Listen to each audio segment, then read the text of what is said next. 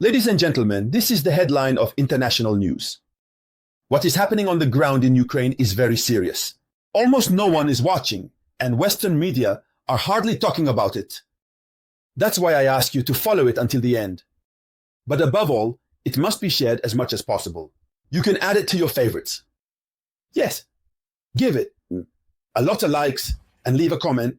Share the video conference as much as possible. Western media are overwhelmed by the pace at which things are developing on the ground. Yes, they are overwhelmed. While Zelensky is making a fuss, while Europe is handling Zelensky roughly, while America is handling Zelensky roughly on the ground. It's very, very intense. The Ukrainian soldiers, given the power and scale of the Russian actions against them, have decided to send a very strong message to Volodymyr Zelensky, who refuses to understand anything, and to send this same message to the European Union, which refuses to understand their situation. It's very serious on the ground. This is what we are going to discuss in this video conference. That's why, before continuing, give more visibility to this video conference, I ask you, by sharing it as much as possible. Share it as much as possible in all possible groups. Give it a lot of likes. Yes, this gives visibility to the page, to the video conference. Let's dive deep, ladies and gentlemen. Today, March 4th, 2025, we have Ukrainian soldiers who have announced that they now refuse to fight. They will no longer fight. But before returning to the reason for their refusal to fight, let's try to see what Russia has just done. Russia has just made a very, very strong move on the ground. That is to say, while superficially in the air, there are flights, talks, debates, Zelensky is being humiliated in the United States of America. He goes to London. He gets sweet-talked. Meanwhile, Vladimir Putin had already given the green light to his forces to neutralize everything in their path, to reclaim as much as possible the Ukrainian territories. It's now or never, because very soon the peace agreement will be established. And when the agreement is in place, afterwards, we will assess what Russia has gained. So, Vladimir Putin has pressed the accelerator button. So, today, at the Western instructors, not Ukrainians, 30 Western instructors were sent to eternal rest following a missile attack in Ukraine. Iskander again. Yes, Iskander. So, what's happening? It's a Russian missile that struck a Ukrainian military training base. And it's not. The number doesn't stop at 30.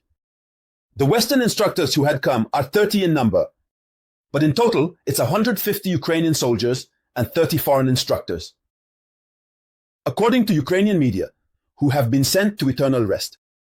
Slowly. Yes.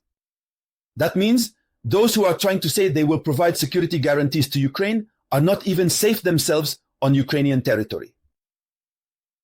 So, what do we learn? The head of the ground forces, Mikhail Drapati, speaks on the matter. He says that the training ground tragedy is a terrible consequence of an enemy attack.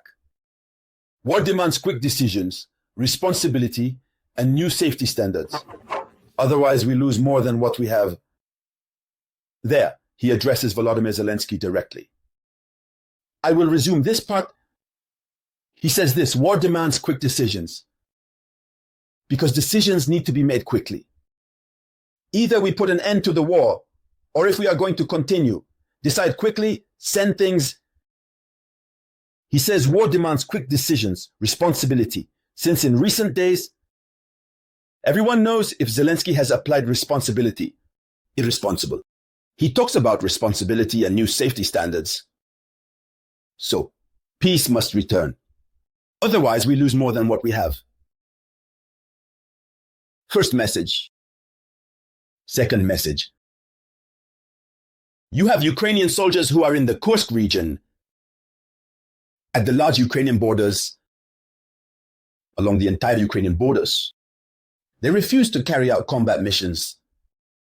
They are told, go ahead. They say, no, we are not going. Go ahead. They say, no, we are not going. They are asked, it's desertion. They say, no, it's not desertion. But we don't have our supplies. Firstly, morale is low since they are over there, but they follow the news. Secondly, they say there is a lack of coverage. There is no one to cover them. You cannot send soldiers into the field without a rear base, without people to cover them. These are well-known military techniques, and they are necessary for combat. They say this, they say they have difficulties orienting themselves in the field. When they are in the field, they don't know which way to go. But when you go like that, blindly, you end up falling into the wolf's mouth, into the enemy's mouth, into the enemy's hands. They consume you slowly like squid and in a samurai-like piece. So, thirdly, or fourthly, they say there is a lack of reconnaissance data. They don't have reconnaissance data. They don't know where their target is, which they need to take down. They have nothing. They are deprived of everything they had. What they are revealing here are the reasons that drive them to refuse to go and fight. They refuse to go and fight. And these are the reasons he reveals. Please share this video conference with me. It's very tense. And the Western media aren't talking about it. Ukrainian soldiers are eager for Zelensky to sign this ceasefire agreement since they have nothing left. And when these soldiers hear the European Union saying that the conflict will continue, well, listen, with what? Even if there are billions, with what? Armed. That's the problem. So fifthly, they say there is a lack of reserve positions. Soldiers who should be there in reserve, in position, there are none. Sixthly, they say there is no radio connection with other units on site. Maranatha. When they are on the field, they must be in radio connection with the others. But there are none. So what are they going to do on the battlefield? They refuse to go fight. They say the combat vehicles are not operational. That's the height of it, the very thing they need to move in. So, some cite their health condition, others their psychological state, or the fact that they no longer know and cannot risk their lives when they have children, etc. Some say, no, I have children. I cannot go risk my life, die after all the conditions. The criteria they requested, which are absent, there, some prefer not to go. So, the sanctions, even sanctions that can go up to 10 years of imprisonment, do not make them change their minds. That's the worst. They are told, we will put you in prison for 10 years. They prefer to be in prison for 10 years. During those 10 years, he is in prison, but at least he wants to avoid going to a place where there is no coverage, no connection, no radio, no reconnaissance data, difficulty in navigating the terrain, and all that. This is the message they are sending to Zelensky to say, hurry up, sign the ceasefire agreement. Meanwhile, what is Russia doing? Russia in 24 hours has done even worse in the Kursk region. 150 men have been sent to eternal rest. A tank in the Kursk region in 24 hours. Yes, units from 12 Ukrainian brigades were hit. Russian forces also destroyed 2 infantry fighting vehicles. The combat vehicles are not operational. The little that exists, Russia still destroys. 2 enemy soldiers have been sent to eternal rest. 5 counterattacks have been repelled.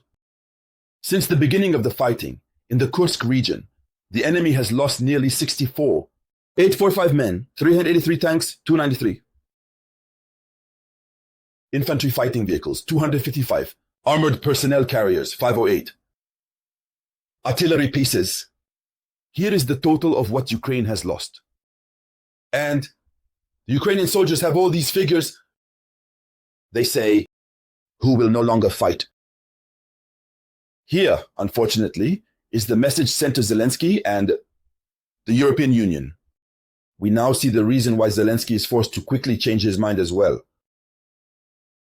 Ladies and gentlemen, here is the sad reality. This was the headline of international news. Thank you for sharing it as much as possible. It gives me the courage, motivation, and determination to serve you here. I will be back shortly with more news. This was the voice of your one and only samurai.